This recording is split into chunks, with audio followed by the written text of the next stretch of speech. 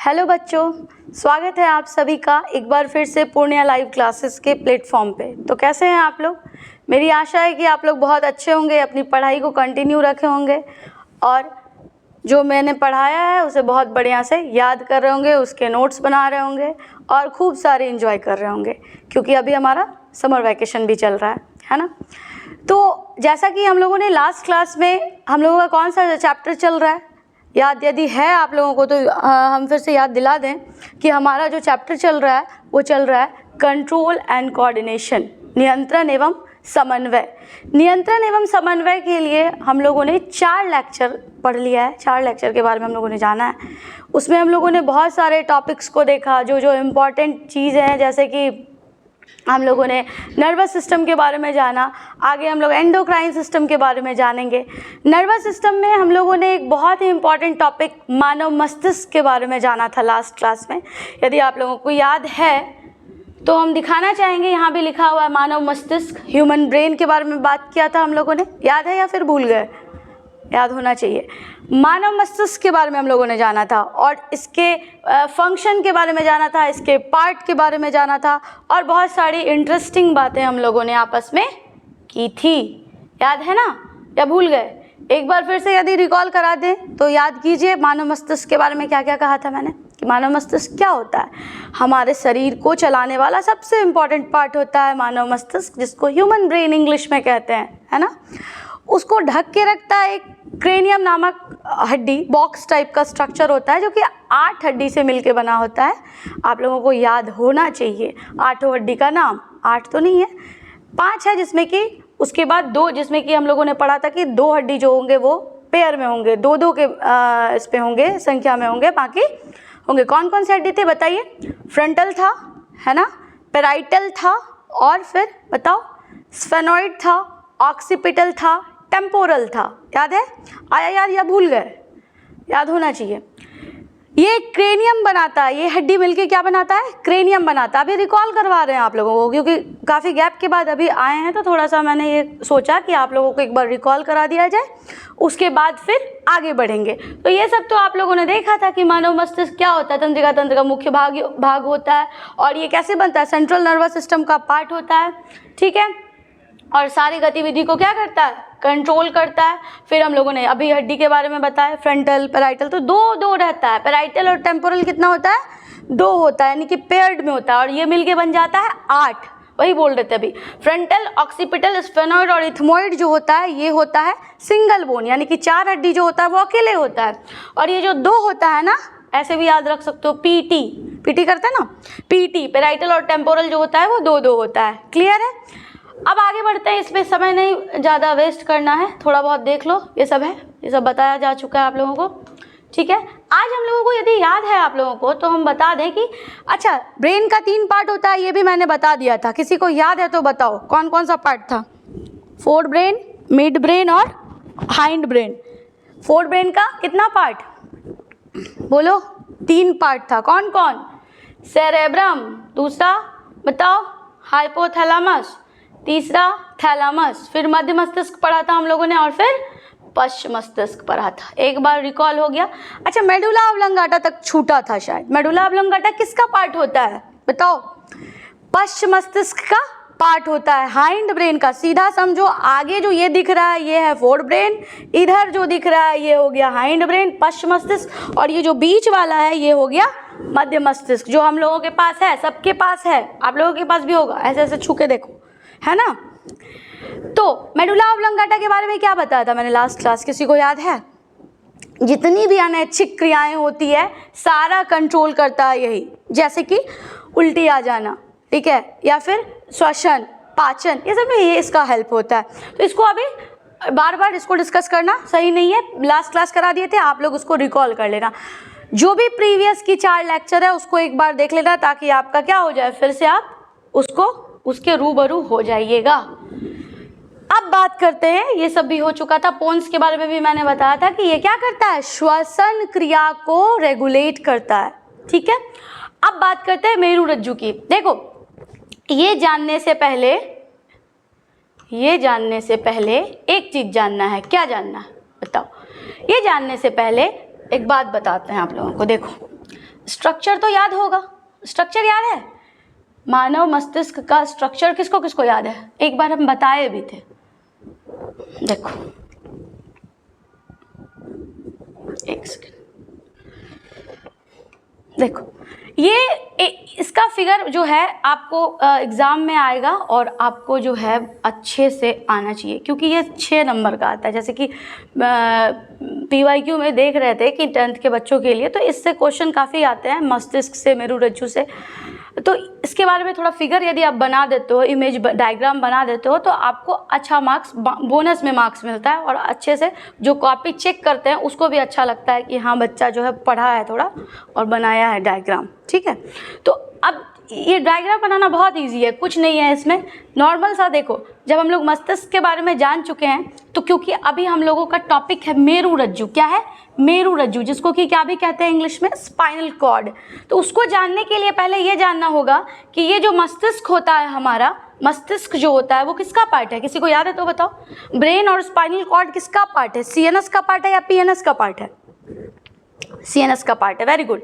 CNS का part ही होता है ये मेरुरज्जु। और इसके बारे में यदि जानना है हम लोगों को, तो उसके पहले ब्रेन के बारे में जानना पड़ेगा, इसलिए अभी हम आपको ड्रॉ करके बता रहे हैं। तो ये जो है ना हमारा ब्रेन, ये बताए थे हम आप लोगों को कि ये जो है कवर्ड रहता है 3 लेयर से। ठीक है, 3 लेयर से ये कवर्ड रहता है, जिसको कि मेनिंजेस भी कहते हैं। क्या कहते हैं? मेनिंजेस। और इसी में यदि चोट लग जाता है तो एक बीमारी होता है जिसको मेनिंजाइटिस कहते हैं। ठीक है, किसी को लगा भी है चोट तो बताओ, नहीं लगा होगा। चलो देखो, अब जो ये मेनिंजिस ये लेयर है, इसके अंदर में क्या होता है? इसके अंदर में ही सारा स्ट्रक्चर है जो कि सब कुछ रेगुलेट करता है। क्योंकि हम लोगों को अभी आना है इस टॉपिक पे, तो थोड़ा सा ऊपर के बारे में जानना भी जरूरी है। तो यहाँ से एक ऐसा स्ट्रक्चर होता है, ठीक है, और उसके बगल में ऊपर में इस तरीके से कवर्ड रहता है। और ध्यान से सुनना, और यहाँ जो होता है इस तरीके का स्ट्रक्चर होता है, कह सकते हो उसको सटा सटा के थोड़ा बना देना है। ठीक है, ये सट जाएगा। ये कलर रेड है तो थोड़ा सा एक जैसा लग रहा होगा, कलर बदल के आप लोग बना सकते हो।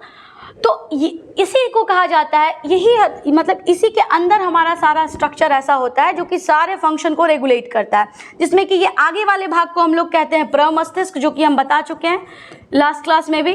प्रमस्तिष्क कहते हैं इसको हाइपोथैलेमस कहते हैं, इसको थैलेमस कहते हैं। यहाँ जो होता है बाबू, ये होता है मेडुला ऑब्लोंगाटा और इधर होता है पोन्स। ध्यान से समझना। तो ये जो पोन्स और मेडुला ऑब्लोंगाटा होता है और यहाँ एक स्ट्रक्चर होता है जिसको अनुमस्तिष्क कहते हैं, ये तीनों मिला के निर्माण करता है पश्च मस्तिष्क का, जिसको कि कहा जाता है हाइंड ब्रेन। क्या कहते हैं? हाइंड ब्रेन कहते हैं, यहाँ रहता है। ठीक है, और यहाँ पे एक सवाल उस दिन बताए थे कि यहाँ सबसे बड़ा एक होल होता है, जिस होल का नाम हम लास्ट क्लास बताएं, किसी को याद है तो जल्दी बताओ। अब जो ये पोन्स होता है और मेडुला ऑब्लोंगाटा होता है, इसी से निकलता हुआ एक स्ट्रक्चर होता है लंबा सा, जिसको कहा जाता है हिंदी में मेरुरज्जु। क्या कहते हैं? मेरुरज्जु कहते हैं। और इंग्लिश में कहते हैं इसको स्पाइनल कॉर्ड। क्या कहते हैं? Spinal cord. अब ये स्पाइनल कॉर्ड जो होता है बाबू, ये जो होता है ये थंब लाइक स्ट्रक्चर होता है। थंब समझ रहे हो ना, अंगूठा, इतना ही इसका ये होता है। और ये जो थंब लाइक स्ट्रक्चर होता है, इसको अभी पहले एक बार पढ़ देते हैं फिर बताते हैं। देखो क्या लिखे हैं। यह एक लंबी पतली ट्यूबुलर संरचना होती है जो तंत्रिका ऊतक से बनी होती है। यह मस्तिष्क से शुरू होकर रीढ़ की हड्डी यानी कि स्पाइनल कॉलम के अंदर नीचे तक जाती है। यह मस्तिष्क और शरीर के बाकी हिस्सों के बीच संदेशों को ले जाने के लिए जिम्मेदार है। 31 जोड़ी तंत्रिका तंत्र इससे निकलती है। अब तो हम लोग पढ़ लिए ये क्या था। अब सुनो, अब मेरी बातों को ध्यान से सुनो। देखो, ये हुआ हमारा मस्तिष्क, ये हुआ हमारा मस्तिष्क, यहाँ है पश्च मस्तिष्क। यहाँ से निकलता है एक लंबा सा स्ट्रक्चर जो कि यहाँ तक आता है, लोअर तक आता है, लोअर बैक तक। और वो जो एक लंबा सा संरचना होता है इस तरीके का, इसको क्या करता है, एक स्ट्रक्चर उसको ऐसे कवर करके रखता है। ठीक है, जिसको कि कहा जाता है रीढ़ की हड्डी। ठीक है, क्या कहते हैं? रीढ़ की हड्डी। और स्पाइनल कॉलम इसको इंग्लिश में कहते हैं। इसका काम क्या होता है ध्यान से समझना। देखो, मान के चलते हैं कि कोई एक फैक्ट्री है, ठीक है, जैसे हम एक एग्जाम्पल दिए थे लास्ट क्लास में भी आप लोगों को कि हमारा शरीर एक तरीके का फैक्ट्री है, जिसमें कि मैनेजर का काम कौन करता है? हेड बॉस का काम करता है हमारा ब्रेन। तो यदि हेड बॉस जो है वो किसी काम में बिजी है, मान के चलो कि एक कोई फैक्ट्री है, उसमें जो बॉस है वो बिजी है, ठीक है, और अचानक से उस फैक्ट्री में आग लग गया, तो वो जो बॉस होता है ना, वो अपनी किसी खास को, पर्सनल असिस्टेंट जिसको कहते हैं, उसको अपॉइंट करके रखता है कि ऐसा कोई यदि इमरजेंसी काम है और हम वहाँ पे नहीं है प्रेजेंट, तो आपको उस जगह पे क्या करना है, जाके तुरंत में रिस्पॉन्स देना है। बात समझ रहे हो? मान के चलो कि किसी फैक्ट्री में आग लग गया, अब वहाँ का बॉस बिजी है तो उसको उस समय में करना क्या है, वो जिसको अपॉइंट किया है ना, जिस आदमी को, वो क्या करेगा, जाके जल्दी से वहाँ पे रिस्पॉन्स देगा, उसके लिए वहाँ पे वो अपना प्रतिक्रिया देगा। बस वही काम हो रहा है यहाँ पे हमारे शरीर में। जब हमारा मस्तिष्क व्यस्त रहता है, मस्तिष्क रिस्पॉन्स देने में थोड़ा लेट करता है, उस जगह पे ही ये क्या करता है, मेरुरज्जु अपना काम करता है। जैसे कि एग्जाम्पल, मान के चलो कि तुम साइकिल चला के जा रहे हो, कहाँ जा रहे हो, घूमने जा रहे हो, स्कूल, अभी तो घूम ही रहे होगे इधर उधर, अब जा रहे हो कहीं, अचानक से सामने से ट्रक आ गया, ट्रक आया तो क्या हुआ, फटाक से तुम साइकिल को ऐसे किए, क्या किए, मतलब साइड ले लिए। अब मान के चलो कि तुम जो साइकिल को ऐसे कर रहे हो, अब तुम्हारा स्पाइनल कॉर्ड यदि मेरुरज्जु एक्टिव नहीं है तो क्या, अब तुम्हारा रिसेप्टर जो है, मतलब वो जो ग्राही कर रहा है, जो ये चीज़ को देखा कि बस ट्रक आ रहा है, हमको साइड लेना है, यदि वो स्पाइनल कॉर्ड रिस्पॉन्स नहीं देगा तो होगा क्या, वो जाके जाएगा ब्रेन को बताने के लिए, तब तक में होगा क्या, साइकिल गिर गया, एक्सीडेंट हो गया, मतलब तुरंत में क्या होगा, वो प्रॉब्लमेटिक कर देगा, मतलब इंसान को वो परेशानी में डाल सकता है। ठीक है, तो ये चीज़ में अब क्या होता है, देखो मेरुरज्जु का सीधा काम यही है कि वो एक असिस्टेंट की तरह काम करता है। जब ब्रेन हमारा उतना एक्टिव नहीं है तो वो क्या करता है, रिस्पॉन्स देता है। मान के चलो कि अभी अचानक से इस बोर्ड में आ जाए बहुत बड़ा करंट और हम ऐसे ऐसे पढ़ा रहे हैं, यहाँ हाथ मेरा ऐसे लग गया, जैसे लगेगा हम हाथ को ऐसे करेंगे, कैसे करेंगे, हटाएंगे, तो यहाँ मेरा माइंड तुरंत, मस्तिष्क काम नहीं कर रहा है, हमारा स्पाइनल कॉर्ड हमको ऐसा संकेत दिया कि तुमको हाथ हटाना है। ठीक है, एक नी जर्क वाला भी एग्जाम्पल होता है, घुटना में जब घुटना के नीचे में हथौड़ा मारा जाता है तो पैर ऑटोमेटिक ऐसे ऐसे ऐसे ऐसे होने लगता है। वहाँ मस्तिष्क नहीं बोल रहा है कि पैर ऐसे ऐसे करना है, वहाँ स्पाइनल कॉर्ड इंस्टेंट रिएक्शन देता है। यानी कि कहने का ये मतलब है कि ये जो मेरुरज्जु है ना, बात समझ रहे हो, मेरुरज्जु जो है, स्पाइनल कॉर्ड जो है, इसका एक बहुत बड़ा काम होता है क्या, रिफ्लेक्स एक्शन। क्या काम होता है इसका, रिफ्लेक्स एक्शन, जिसको हम लोग इंग्लिश में क्या कहते हैं, बोलो, प्रतिवर्ती क्रिया। और इसके बारे में हम आप लोगों को बता चुके हैं, यदि याद है तो रिकॉल करना। ठीक है, अब देखो इसकी संरचना के बारे में यदि बात करें तो रीढ़ की हड्डी तंत्रिका ऊतक से बनी होती है, कोई दिक्कत नहीं है, संदेशों का संचार होता है। अब देखो यहाँ 31 जोड़ी जो तंत्रिका है, ध्यान से समझना, हमारा जो स्पाइनल कॉर्ड होता है ना, जो हमारा मेरुरज्जु पूरा फैला हुआ है, उससे नर्व्स निकलता है। क्या निकलता है, नर्व्स निकलता है। नर्व्स का मतलब हो गया कि तंत्रिका वो एक तार की तरह रचना होता है, किस तरीके, वायर लाइक स्ट्रक्चर होता है। ठीक है, तो अब क्या होता है ना कि ये जोड़ा में निकलता है। जैसे कि मान के चलो कि ये हमारा हाथ है, यहाँ से भी आपको दिखेगा नस वस, अपने हाथ में भी देखोगे, मतलब जो ये होता है, इस तरीके से एक तार में, एक वायर में 2 वायर सम्मिलित होता है। बात समझना, यानी कि एक तार जो होता है वो कंबाइंडली एक नहीं होता है, उससे 2 वायर निकलता है। जैसे कि अभी ये कुछ गर्म चीज़ था, इसको हम ऐसे पकड़े, क्या किए, पकड़े, पकड़ने के बाद यहाँ से एक नर्व्स जो है तंत्रिका, वो जाएगा यहाँ से मेरे मस्तिष्क के पास, स्पाइनल कॉर्ड के पास, और वो बोलेगा कि तुम कुछ गर्म पकड़े हो। ठीक है, उसके बाद यहाँ से एक वायर फिर आएगा जो कि कहेगा कि कुछ गर्म है, हाथ हटाओ, तो हम हाथ हटा लिए।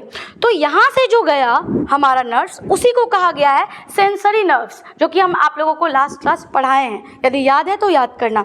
और यहाँ से जो संदेश गया कि हाथ हटाना है, उसी को कहा गया है मोटर नर्व्स। क्या कहा गया है, मोटर नर्व्स। क्लियर है, तो ये 31 जोड़ा में रहता है, यानी कि एक नर्व्स जो कि यहाँ से यहाँ गया, एक नर्व्स जो कि मस्तिष्क से इधर आया।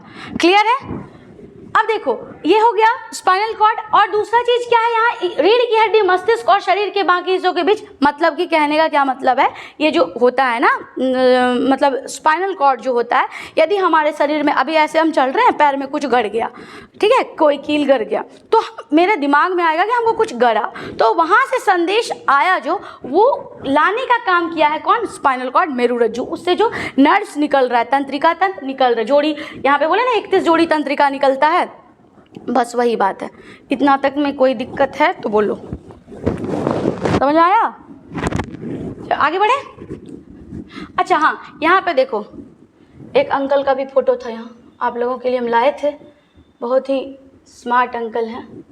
देखो ये, जब इस अंकल को आप लोग बड़े पर्दे पे देखोगे तो आपको यहाँ दिखेगा, क्या क्या दिखेगा। देखो ये जो लंबा सा स्ट्रक्चर है, ये इसको कहा गया है क्या, स्पाइनल कॉर्ड। क्या कहा गया है, स्पाइनल कॉर्ड। इसी को क्या कहते हैं हिंदी में, मेरुरज्जु।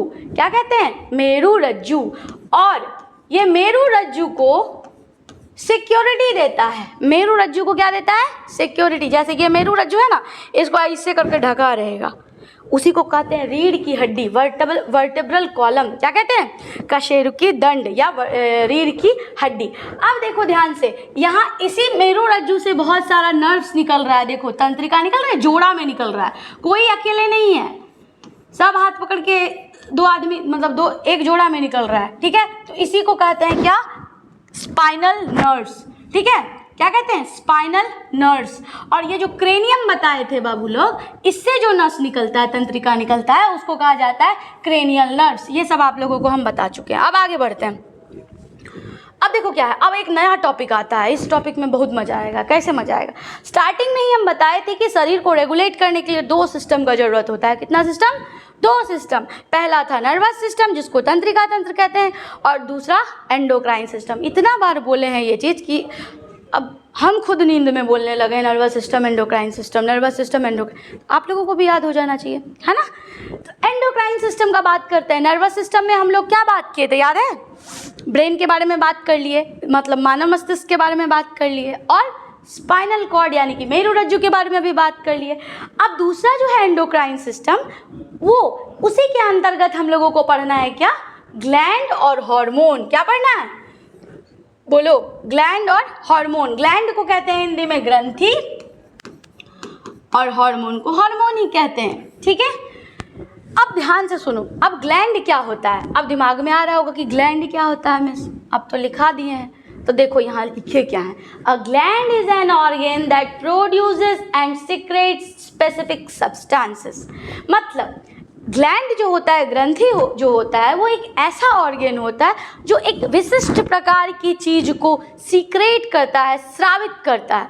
क्लियर है। अब देखो ये जो ग्लैंड होता है ना, इसका 2 पार्ट होता है। कितना पार्ट होता है, 2 पार्ट होता है। फिर से सुनो, ग्लैंड यानी कि ग्रंथि वैसे ऑर्गन को कहा जाता है जिसमें कि जो कि कुछ विशिष्ट प्रकार की चीज को स्रावित करता है, निकालता है अपने अंदर से। तो ये 2 प्रकार का होता है। कितने प्रकार का होता है, 2 प्रकार का। पहला होता है एंडोक्राइन ग्लैंड और दूसरा होता है क्या, एक्सोक्राइन ग्लैंड। एंडोक्राइन ग्लैंड को कहा जाता है अंतःस्रावी ग्रंथि। क्या कहते हैं, बोलो, अंतःस्रावी ग्रंथि। अब अंतःस्रावी ग्रंथि जो होता है, एंडोक्राइन ग्लैंड, वो क्या होता है, ये ग्रंथियां सीधे रक्त प्रवाह में हार्मोन स्रावित करती है, जैसे कि पिट्यूटरी ग्लैंड, थायराइड ग्लैंड, मतलब ग्रंथि, अधिवृक्क ग्रंथि इसमें शामिल होता है। और बहिःस्रावी जो ग्रंथि होता है, बहिःस्रावी ग्रंथि में क्या होता है, ये ग्रंथियां नलिकाओं के माध्यम से शरीर की गुहाओं में या त्वचा की सतह पर पदार्थ का स्राव करती है, जैसे कि लाड़ ग्रंथि, पसीना ग्रंथि, आंसू ग्रंथि। अब तो लग रहा होगा मैम ये तो पढ़ दिए, आप थोड़ा बताइए कि होता क्या है। तो ध्यान से मेरा बात सुनना। ग्लैंड होता है 2 तरीके का, एक होता है एंडोक्राइन जिसको कि अंतःस्रावी कहते हैं, और दूसरा होता है बहिःस्रावी। मतलब ये क्या करता है, ये जो ग्लैंड होता है, ये हार्मोन या एंजाइम को क्या करता है ना, स्रावित, निकालता है, या तो शरीर के अंदर या शरीर के बाहर। बात को समझना। अब देखो एंडोक्राइन ग्लैंड में क्या होता है, इसमें जो है ग्लैंड क्या करता है, सीधा शरीर के अंदर में, मतलब कोई भी चीज़ को जो हम बोले ना स्रावित करता है, सीक्रेट करता है, वो शरीर के अंदर करता है। ठीक है, ये जो स्रावित करता है, सीक्रेट करता है, इसको मतलब निकलने के लिए कोई पैसेज नहीं चाहिए, नली नहीं चाहिए। जैसे मोटर चलता है ना, पानी चलाते हैं, मोटर पाइप होता है, तो पाइप से क्या होता है, पानी एक दिशा में जा रहा है, कहाँ जाना है, स्पेसिफिक जगह वहाँ चला गया। तो इसमें ऐसा कोई पाइप लाइक स्ट्रक्चर नहीं होता है कि हाँ एक जगह तुमको जाना है, ये जाओ, ये डायरेक्ट जहाँ जाना है वहीं चला जाता है। ठीक, अब इसका एग्जाम्पल क्या है, पिट्यूटरी ग्लैंड, आगे पढ़ेंगे हम लोग, थायराइड ग्लैंड, अधिवृक्क ग्लैंड, ये सब हो गया आपको किसका एग्जाम्पल, एंडोक्राइन का। एक होता है एक्सोक्राइन। देखो हम लोगों को मेनली पढ़ना है एंडोक्राइन के बारे में आगे, लेकिन फिर भी हम लोग एक्सोक्राइन ग्रंथि को, बहिस्रावी ग्रंथि के बारे में थोड़ा जान जाते हैं। बहिस्रावी ग्रंथि जो होता है इसमें नलिका होता है, यानी कि पैसेज होता है, रास्ता होता है। जैसे कि अभी आप लोग हमको देख रहे होंगे कि मेरे चेहरे पे पसीना आ रहा है, तो ये पसीना लाने के लिए एक ग्लैंड काम करता है जिसको कि कहा जाता है स्वेट ग्लैंड। इंग्लिश में क्या कहते हैं, स्वेट ग्लैंड, हिंदी में कहते हैं पसीना ग्रंथि। तो ये किसका एग्जाम्पल, क्योंकि ये देखो शरीर के बाहर निकाल रहा है, पसीना कहाँ निकाल रहा है, शरीर के बाहर निकाल रहा है। लार ग्रंथि, सैलिवरी ग्लैंड जिसको कहते हैं, मैमरी ग्लैंड, स्तन ग्रंथि जो कि माँ बच्चे को दूध पिलाती है, वो भी हो गया क्या, किसका एग्जाम्पल, बहिश्रावी ग्रंथि का। तो ये सब हो गया बहिश्रावी, और ये हो गया अंतःश्रावी ग्रंथि का एग्जाम्पल। ठीक है, ये दोनों में अंतर क्लियर है, लिख रहे हो ना या बस सुन रहे हो, लिखना भी है। अब देखो यहाँ पे एक फोटो है जिसको कि आप लोग थोड़ा देख के समझ लो, हालांकि इसको अभी हम लोग आगे और अच्छे से पढ़ेंगे, लेकिन इस फोटो में देखो क्या है, यहाँ पे क्या है, एक पुरुष है और एक महिला है। अब देखो लगभग होता क्या है कि सारा जो ग्रंथि होता है लगभग बराबर होता है बाबू, सब क्या होता है बराबर, लेकिन कुछ कुछ अलग भी होता है। जैसे कि हम लोग पढ़ चुके हैं, यदि याद है आपको, हम हाइपोथैलेमस के बारे में बताए थे, लेकिन अभी दिमाग में आ रहा होगा कि मीस हाइपोथैलेमस जो था वो तो भाग था किसका, प्रमस्तिष्क का। तो यहाँ आप ग्लैंड में कहा इसका नाम लिख दिया। तो बउआ सब ये जो है ना, ये क्या करता है ना, ये रेगुलेट करता है, कंट्रोल करता है, जो भी एक्टिविटी होता है ना ग्लैंड का, ये कंट्रोल करने का काम करता है, समझ रहे हो। अब देखो दूसरा है हाइपोथैलेमस को तो हाइपोथैलेमस ही कहते हैं, दूसरा है पिट्यूटरी ग्लैंड, आगे अभी पढ़ेंगे हम लोग। पिट्यूटरी ग्लैंड यहाँ होता है, पिट्यूटरी ग्लैंड को हिंदी में पीयूष ग्रंथि कहते हैं। फिर है पीनियल ग्लैंड, वो भी इसी जगह पे स्थित होता है। फिर है थायराइड ग्लैंड, थायराइड ग्लैंड के बारे में भी अभी हम लोग पढ़ेंगे, अवटु ग्रंथि भी जिसको कहते हैं। फिर है पैराथायराइड ग्लैंड, इसको परावटु कहते हैं। ठीक है, फिर है थाइमस ग्लैंड, मतलब ऊपर से नीचे आ रहे हैं हम लोग। सबसे पहले हाइपोथैलेमस जो कि सब कुछ कंट्रोल करेगा, फिर है पिट्यूटरी ग्लैंड जिसको कि हम फोटो में भी लास्ट क्लास यदि याद है तो हम बताए थे स्ट्रक्चर भी आप लोगों को। फिर है पिट्यूटरी ग्लैंड, फिर है पीनियल ग्लैंड, फिर नीचे आएंगे तो यहाँ पे क्या था, थायराइड ग्लैंड यहाँ होता है, अभी पढ़ेंगे हम लोग। फिर है थायराइड के पीछे होता है पैराथायराइड ग्लैंड, फिर होता है चेस्ट के पास क्या, थाइमस ग्लैंड। ठीक है, फिर किडनी के पास आओगे तो यहाँ पे है एड्रिनल ग्लैंड, और फिर ये किडनी है, किडनी के बारे में भी जानना है थोड़ा बहुत। फिर है पैनक्रियाज जिसको कि आग्नेयाशय कहते हैं, इसके बारे में जानना है। फिर है ओवरीज जो कि महिलाओं में रहता है, मादा में रहता है। और फिर है टेस्टिस जो कि पुरुषों की एक संरचना होती है, वृषण जिसको हिंदी में कहते हैं। क्लियर है। अब देखो, अब आते हैं नेक्स्ट, हमारा टॉपिक क्या है, अब आते हैं हम लोग पीयूष ग्रंथि के बारे में। देखो पीयूष ग्रंथि होता है क्या, पीयूष ग्रंथि को इंग्लिश में कहा जाता है पिट्यूटरी ग्लैंड। क्या कहते हैं, पिट्यूटरी ग्लैंड। ये क्या करता है, इसका काम सुना, ये होता है एकदम छोटा सा मटर, देखो मटर पनीर तो खाए ही होंगे, उसमें जो मटर होता है उसके साइज का ये होता है पीयूष ग्रंथि। इसको पिट्यूटरी ग्रंथि भी कहा जाता है। ये मटर जैसी संरचना होती है, छोटी ग्रंथि होती है जो मस्तिष्क के आधार पर स्थित होती है, मतलब कि आधार, आधार समझ लो ना, नीचे वाला जो हिस्सा होता है, जैसे यहाँ बताए थे ना, ये मान के चलो, देखो ये बताए थे ना, मानो कि ये है हमारा मस्तिष्क, ठीक, यहाँ से गया था ये स्ट्रक्चर, तो यहाँ जो होता है छोटा सा स्ट्रक्चर होता है, इसी को कहा जाता है पीयूष ग्रंथि। ये जो होता है बहुत इंपॉर्टेंट होता है बाबू लोग, जैसे कि कहते हैं ना छोटा पैकेट बड़ा धमाल, वही है इसका हाल, बहुत ज़्यादा इंपॉर्टेंट रोल निभाता है ये। अब देखो क्या लिखा है यहाँ, इसको मास्टर ग्रंथि भी कहा जाता है। पता है मास्टर ग्रंथि इसको क्यों कहते हैं, क्योंकि ये क्या करता है ना, अन्य ग्रंथियों को भी नियंत्रित करता है। मतलब कि आगे हम लोग पढ़ेंगे, रिप्रोडक्शन में भी पढ़ोगे आप लोग की जो महिलाओं में जो एस्ट्रोजन होता है, प्रोजेस्टेरॉन होता है, बहुत सारा कंट्रोलिंग पावर इसी के पास होता है, पीयूष ग्रंथि के पास। इसका दो लोब होता है, एक एंटेरियर एक पोस्टेरियर। मतलब ये तो थोड़ा और हो गया, मतलब कह सकते हैं स्टैंडर्ड हो गया, आप लोगों को उतना पढ़ना नहीं है डेप्थ में, लेकिन बस इतना जानो कि ये जो पीयूष ग्रंथि होता है ये काफ़ी कंट्रोल करता है, हर ग्लैंड को कंट्रोल करता है, कितना मतलब कितना हार्मोन का स्रावित उसको निकलना है, कितना बैलेंस बनाना है, सारा इसके हाथ में होता है। ठीक, पीयूष ग्रंथि द्वारा स्रावित हार्मोन, अब देखो ये क्या करता है ना, एक वृद्धि हार्मोन को यानी कि ग्रोथ हार्मोन को भी ये सीक्रेट करता है। ग्रोथ हार्मोन नाम सुने होंगे तुम लोग, जिसको कि हिंदी में क्या कहते हैं, वृद्धि हार्मोन भी कहते हैं। तो ये जो ग्रोथ हार्मोन होता है बाबू, इसको सीक्रेट करने का काम यही करता है, पिट्यूटरी ग्लैंड करता है। ठीक, अब यदि ग्रोथ हार्मोन बहुत ज़्यादा सीक्रेट हो गया तो आदमी का शरीर बहुत विशालकाय हो जाएगा, जायंट टाइप का दिखेगा, भीमकाय। जैसे कि आप लोग देखोगे खली को, पूरा शरीर लंबा चौड़ा एकदम भयानक लगता है, ये बहुत ज़्यादा हो गया। अब कोई बहुत छोटा सा आदमी है तो उसमें ग्रोथ हार्मोन बहुत कम है, तो ये नेचुरल चीज़ है। यदि आपको कोई कह रहा है कि कोनो दवाई देंगे तुम्हारा हाइट छोटा है बहुत बड़ा हो जाएगा, कभी नहीं होगा। जो खेला करता है यही करता है पीयूष ग्रंथि। क्लियर है? हमको लग रहा है ऐसा कि क्लियर होगा। अब आगे बढ़ते हैं, चलो। अब दूसरा क्या है, देखो पीयूष ग्रंथि में कोई दिक्कत है तो बोलो, नहीं है। अब आते हैं नेक्स्ट। नेक्स्ट क्या है, देखो पहला हम लोग क्या पढ़े, हम लोग ऊपर से नीचे आ रहे हैं, ध्यान देना इस बात पे। तो अब दूसरा हम लोगों का क्या है, बोलो दूसरा क्या है? दूसरा है हम लोगों का थायराइड ग्रंथि। क्या है? थायराइड ग्रंथि, जिसको कि कहा जाता है अवटु ग्रंथि। क्या कहते हैं? अवटु ग्रंथि। इसको इंग्लिश में ऐसे लिखते हैं, थायराइड ग्लैंड। ठीक, अब ये क्या होता है थायराइड ग्लैंड, जानो। देखो यहाँ पे है एक फोटो, आप लोगों के लिए फोटो देखो कितना अच्छा हम लाए। देखो ये फोटो दिख रहा है, यह है यहाँ का फोटो, ये चीज़। अब देखो यहाँ क्या दिख रहा है, ये जो होता है ना, ये होता है थायराइड ग्लैंड। क्या होता है? Thyroid gland. इसमें क्या होता है, ध्यान से देखना, ये जो होता है ना, इसमें दो लोब होता है, एक होता है राइट लोब, एक होता है लेफ्ट लोब। ठीक है, एक होता है राइट लोब, एक होता है लेफ्ट लोब। ठीक, अब ये दोनों को जो जोड़ता है, जंक्शन जो होता है, देखो इसका स्ट्रक्चर जो होता है ना, थायराइड ग्लैंड का जो स्ट्रक्चर होता है वो तितली टाइप होता है। किस टाइप होता है? तितली टाइप स्ट्रक्चर होता है। और तितली टाइप स्ट्रक्चर मतलब कि दो भाग में बट गया। तितली टाइप स्ट्रक्चर मतलब दो भाग में बट गया। अब जब दो भाग में ये बटा हुआ है तो आखिर दो भाग ऐसे मान के चलो, ये तितली है, इससे ये तो जोड़ होगा ना। तो ये जो जोड़ होता है ना बाबू, ये जोड़, इसको कहा जाता है इस्थमस। क्या कहते हैं? इस्थमस। इस्थमस,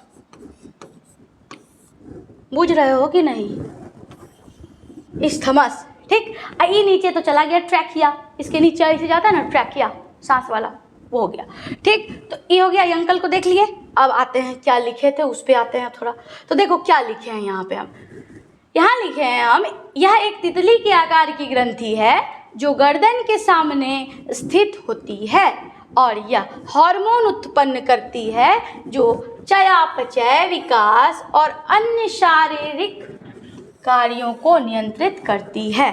कहने का मतलब समझो, देखो ये जो ग्लैंड होता है ना, ये एक कह सकते हैं कि मतलब इसका काम क्या है ना, तो ये मेटाबॉलिज्म को, मतलब मेटाबॉलिक एक्टिविटी को, डेवलपमेंट को, जो कार्बोहाइड्रेट, प्रोटीन, ये सब का जो पाचन होता है उसमें ये हेल्प करता है। एक हार्मोन का सिक्रेशन करता है जिसको कहा जाता है थायरॉक्सिन। क्या कहते हैं? थायरॉक्सिन। और ये थायरॉक्सिन जो है ना, इसमें रहता है आयोडीन का मात्रा। क्या रहता है? आयोडीन। और यदि इसका स्राव कम हो गया बाबू तो उसी में हो जाता है एक बीमारी जिसको कि कहा जाता है ग्वाइटर या घेंगा, जिसमें कि गला हो जाता है बड़ा, फूल के लटक जाता है। ठीक, अब ये गले में स्थित होता है, ये बता दिए आप लोगों को। द्विपिंडक रचना होता है, वही द्विपिंडक दो भाग में ऐसे। ठीक, उसके बाद दोनों पिंडों को जोड़ता है कौन? इस्थमस। यहाँ तक में कोई दिक्कत नहीं होगा, आगे बढ़ो। अब देखो नेक्स्ट, अच्छा वही चीज़ आ गया जो अभी बताए, फिर से देख लो एक बार क्या लिखे हैं। थायराइड ग्लैंड को ये भी कहते हैं अवटु ग्रंथि भी कहते हैं, अभी बताए थे शायद। अवटु ग्रंथि लिख लेना, हिंदी भी लिख लेना। अवटु ग्रंथि क्या कहते हैं? अवटु ग्रंथि। 10 बार बोला करो पीछे पीछे, तब याद होगा। आ जाएगा ग्रंथि के बारे में लिखने के लिए तो लिखना इसी तरीके से, हिंदी इंग्लिश दोनों जानो। अवटु ग्रंथि, अब ये क्या बताएं हम? थायरॉक्सिन नामक हार्मोन का स्राव करता है, कुछ ना कुछ स्राव करता है ग्लैंड, बस इतना जान लो। अब ये क्या किया? थायरॉक्सिन नामक हार्मोन का स्राव किया। अब इसमें क्या पाया जाता है? आयोडीन पाया जाता है। समझ रहे हो क्या पाया जाता है? आयोडीन। अब ये जो आयोडीन होता है, अब इसमें यदि ये हार्मोन मान लो कि कम स्राव होने लगा, सिक्रेशन इसका कम हो गया, तो फिर क्या होगा? उसी में हो जाता है बीमारी जिसको कि कहा जाता है ग्वाइटर। देखो यहाँ हुआ है ना, इसी को कहते हैं ग्वाइटर। ठीक है, देखो यदि क्या कहते हैं, थायराइड ग्लैंड नॉर्मल है तो ऐसा दिखेगा, और यदि यहाँ पे बढ़ गया मतलब थायरॉक्सिन आयोडीन का कमी हो गया तो बढ़ जाएगा ये, और यही कहलाता है क्या, ग्वाइटर। तो वही बात लिखे हैं, थायरॉक्सिन शरीर के मेटाबॉलिज्म वृद्धि मतलब डेवलपमेंट, विकास को नियंत्रित करने में महत्वपूर्ण भूमिका निभाता है। थायरॉक्सिन के निर्माण के लिए आयोडीन की आवश्यकता होती है, और यदि शरीर में आयोडीन की कमी हो जाएगी तो थायरॉक्सिन का उत्पादन कम हो जाता है, जिससे कि क्या हो जाता है, ग्वाइटर नामक रोग हो जाता है। समझ गए?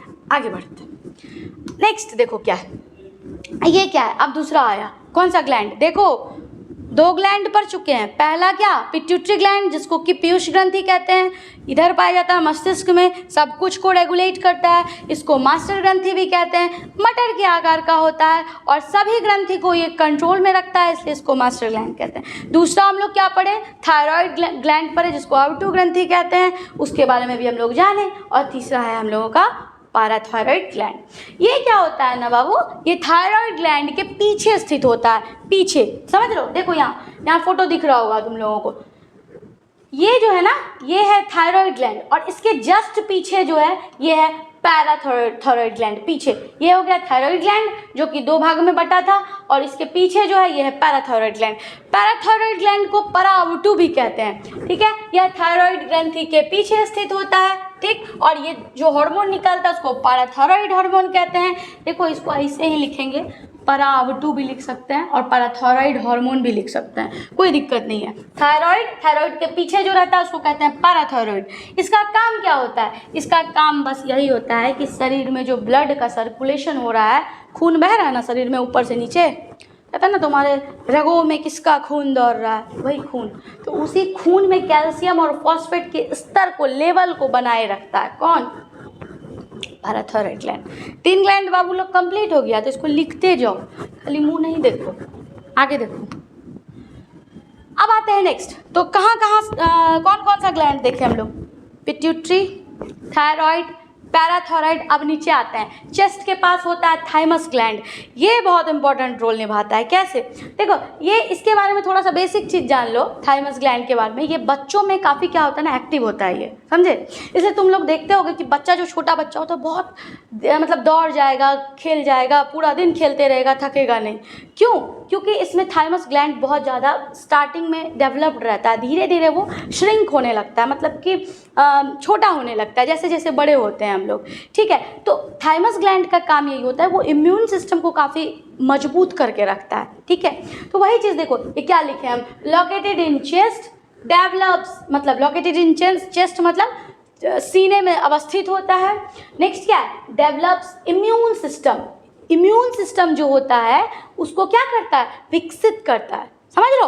इम्यून सिस्टम का मतलब होता है कि किस तरीके से आपका इम्यूनिटी मजबूत है, मतलब कि जैसे देखते हो कोई तुरंत ज़्यादा गर्मी हुआ, ज़्यादा ठंडा हुआ, बारिश में यदि भीग गया तो तुरंत बस आछी शुरू, समझ लो। तो लेकिन कोई क्या पूरा थक गए, खेल लिए, धूप में गए, लेकिन उसको कुछ होता ही नहीं, जल्दी बीमार नहीं पड़ता है, तो उसका इम्यून सिस्टम काफ़ी मजबूत रहता है, समझ लो। तो वही बात है, तो यहाँ पे हो गया इम्यून सिस्टम को ये विकसित करता है थाइमस ग्लैंड। नेक्स्ट है, इट सीक्रेट्स थाइमस हार्मोन, ये कौन सा हार्मोन को स्रावित करता है, बोलो, थाइमस हार्मोन को स्रावित करता है, ठीक। अब देखो नोट में क्या बोले, वही बात है, नोट में जो हम बोले उसी को लिखा गया है यहाँ। बच्चों में यह ग्रंथि बड़ा होता है, धीरे धीरे इसका आकार छोटा होने लगता है, बस इतना था थाइमस ग्लैंड के बारे में। 4 ग्लैंड हो गया, पिट्यूटरी, पीयूष ग्रंथि, थायराइड, अवटू ग्रंथि, पैराथायरॉइड, परावटू ग्रंथि और थाइमस ग्लैंड, थाइमस ग्रंथि देख लिए। नेक्स्ट आते हैं हम लोग, नेक्स्ट क्या है, तो नेक्स्ट है हमारा पैनक्रियाज। क्या है नेक्स्ट, पैनक्रियाज। ये कहाँ रहता है ना, पैनक्रियाज जो होता है उसको हिंदी में कहा जाता है अग्न्याशय। क्या कहते हैं, अग्न्याशय। तो ये जो पैनक्रियाज होता है ये लीफ लाइक स्ट्रक्चर होता है, पत्ता नुमा इसका संरचना होता है, ठीक है। इसमें देखो होता क्या है, ये हल्का पीला रंग का ग्रंथि होता है, इसका जो कलर होता है वो हल्का पीला होता है, और ये अमाशय मतलब कि अमाशय और ड्यूडेनम के बीच में अवस्थित होता है, ठीक है। आमाशय और डिओडेनम। अब डिओडेनम दिमाग में आ रहा होगा कि होता क्या है। डिओडेनम होता है जो हमारा जो छोटा आंत होता है, छोटी आंत, स्मॉल इंटेस्टाइन, उसका 3 पार्ट होता है जिसको हम लोग डाइजेस्टिव सिस्टम में देखेंगे। डिओडेनम होता है, जेजुनम होता है और इलियम होता है, आगे पढ़ेंगे। तो ये जो डिओडेनम होता है छोटी आंत का एक पार्ट, और जो आमाशय होता है उसके मध्य अवस्थित होता है। ये क्या करता है बाबू, हार्मोन और एंजाइम दोनों को रिलीज करता है। बात समझ रहे हो, हार्मोन को तो करता ही है लेकिन ये एंजाइम को भी करता है। देखो स्टार्टिंग में ही पढ़े थे ना, ग्लैंड का 2 पार्ट होता है, एक एंडोक्राइन एक एक्सोक्राइन, बहिस्रावी और अंतःस्रावी। तो ये दोनों का एक्ट करता है, मतलब दोनों की तरह व्यवहार करता है, इसलिए इसको मिक्स्ड ग्लैंड भी कहते हैं। समझ में आया, मिश्रित ग्रंथि भी कहते हैं। ठीक है, इतना ही रहने देते हैं अभी, फिर नेक्स्ट क्लास में इसको पूरा करेंगे। और जो अब नेक्स्ट क्लास होगा हम लोगों का, उसमें क्या होगा कि ये चैप्टर हमारा जो है नियंत्रण एवं समन्वय, वो खत्म हो जाएगा। तब तक इसको रिवाइज करते रहो, पढ़ते रहो, खुश रहो, मस्त रहो। धन्यवाद।